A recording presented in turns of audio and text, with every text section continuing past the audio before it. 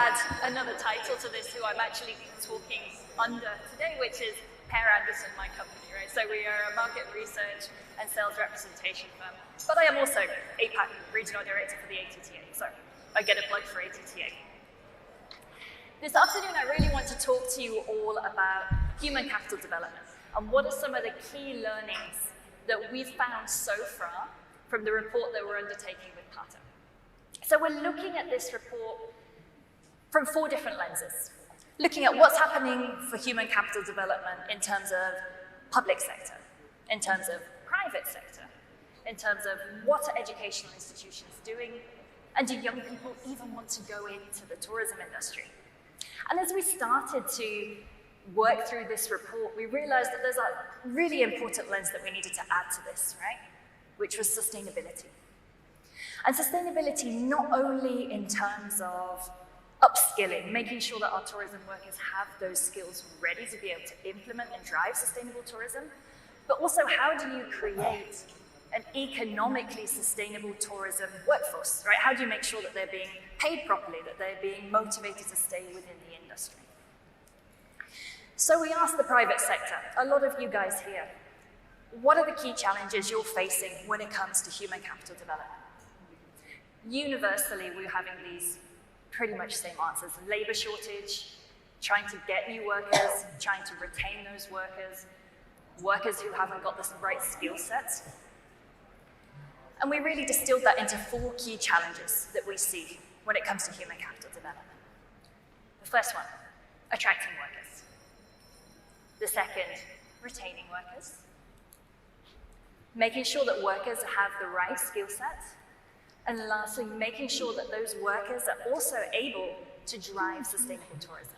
I mean, as we've heard, sustainability is all over. It's coming at us like a 10-ton truck. We have to have a tourism workforce who understands that and who's ready to drive that. The key learning that I have really seen, that we've seen when we've done this report, is that there is such a disconnect between these different sectors. I'll illustrate that now. This is a typical example, right? And we know tourism workers typically aren't very well paid. One approach that a lot of governments have tried to do is say, okay, well, let's raise the minimum wage. Nearly universally, and this is an example from the Philippines, but I could equally be taking it from Thailand, from other countries. Nearly universally, that knee-jerk reaction from the private sector is to say, no, we can't possibly raise our wages. We're still recovering. And in our same survey, we still found about 44% of tourism businesses still have that impact from COVID till today, right? They don't feel like they're in that position to be able to raise those wages. Another disconnect. We asked young people, and it's a little bit small, but I'll talk over it. What benefits, what's the most attractive benefit you would look for as a young person from an employer? Top one, livable wages. Now look at the other side, private sector. What are you offering to young people to get those people to come? Same color, look where livable wages falls, right? 1, 2, 3, 4th place. There's this disconnect. Again, we asked young people, how well do you think your educational institutions are preparing you for the world of work? Almost universally, all of these students say, yeah, we think it really, we're ready. We asked the private sector the same question. How well do you think these educational institutions have prepared you? Look, that yellow is very little. Look how big that pie is that says very little. And it's interesting, I had a conversation with Simon Lloyd from Dusatani, who's coming up next, and he said, well, is that even an educational institution's role? How can you possibly be able to answer every single role and give such a diverse tourism industry, those skill sets? Again, there's disconnects between all of these different parts of the industry. We just had that amazing panel from Al all about AI. Technology is going to fundamentally reshape the way that we do work, whether we like it or not. Consumer behavior is changing. That's going to affect how you impact roles as well. One really smart thing that Singapore has been doing is they really looked at how jobs are going to change within the hotel industry. They had their job transformation map. And they spent time really mapping out which jobs are going to need extensive redesign, which jobs need moderate job design, which jobs just need upskilling only. So for extensive, it's things like reservation officer.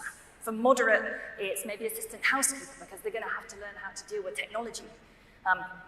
Upskilling, just around more soft skills that they need to be able to cope with these changes. But encouragingly, there were also 9 roles that are coming, right? You've got roles around sustainability. You've got roles around technology. You've got roles around community. So these are all coming too. It's not only that jobs are being eliminated, jobs are shifting. There's this whole rethink in how the world of work is going to work. Coming on to sustainability. And again, it's a Singapore example. My afternoon is a little bit Singapore heavy. I think they're doing some great work. This is from the Sustainable Air Hub Blueprint. And they say that sustainability will not just create new career opportunities, and we just saw that, right? Even within the hotel industry, there are these new emerging areas. It's also eventually going to impact every aviation worker's job. And I would argue it's going to impact every tourism worker's job too.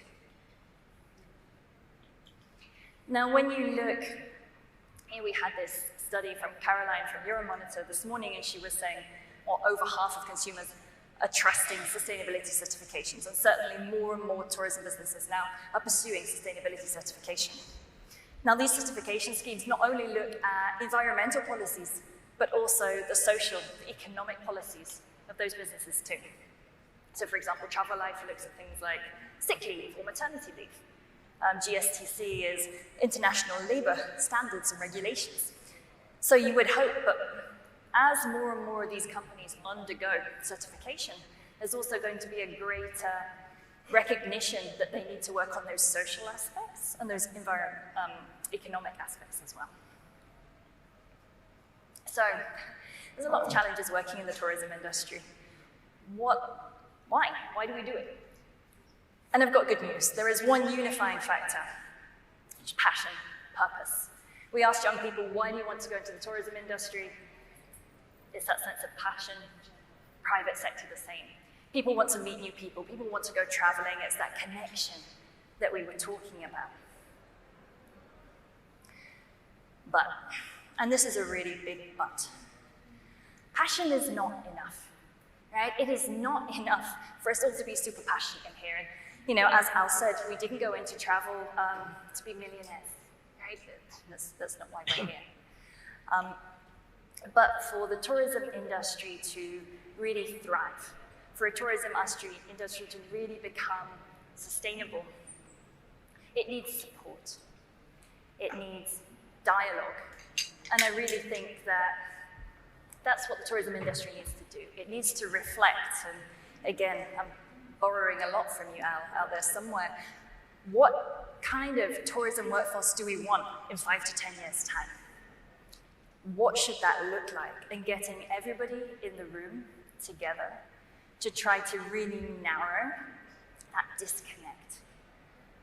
And this kind of dialogue isn't an easy thing to do, but it is absolutely vital that we all sing from that same page, that we are all moving towards that same vision of a resilient tourism workforce.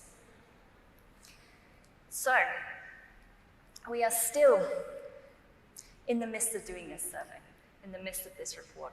I've completed the first draft, but there is still all to play for, and I would ask everybody in here, if you have not already, please, please, please, go complete some of these surveys, whether you're an educational institution, whether you're private sector, whether you're a young person sat here, give it a voice, right? Make it something statistically significant. Right now, we have a good flavor, but I think that there is so much more to come out from this. And equally, come find me after this session, email me, tell me what you think about what the challenges are for human capital development.